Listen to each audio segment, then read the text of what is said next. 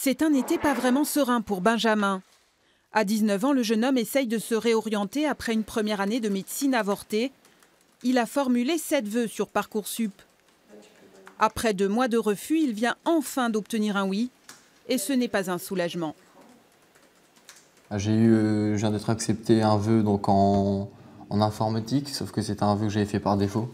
Comme beaucoup, Benjamin a commis cette erreur, alors qu'il espère, lui, obtenir un BTS de commerce.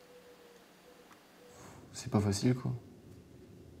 Enfin, déjà j'ai passé une année sans rien faire, et me dire que là en septembre, bah, c'est pas encore sûr que je refasse quelque chose, c'est pas terrible, quoi. Donc en fait, tu es obligé de prendre un vœu par défaut, Ouais.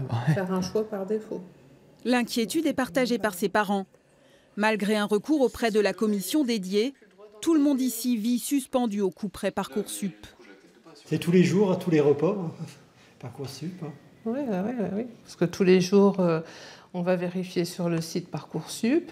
En plus, c'est quand même un site qui est assez compliqué au niveau de l'accès. Et quand on n'a pas de réponse, on envoie des messages à cette fameuse commission qui n'envoie pas pour autant de réponse aux messages qui sont donnés. Donc c'est compliqué.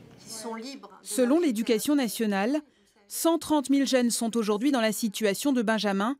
80 000 n'ont toujours aucune proposition. Mais la responsable de Parcoursup pour l'Académie de Lille se veut rassurante.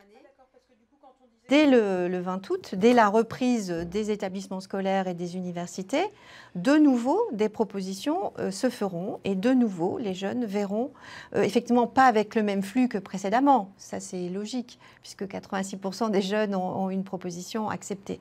Mais ils auront encore des propositions. De nouvelles places en BTS notamment vont s'ouvrir.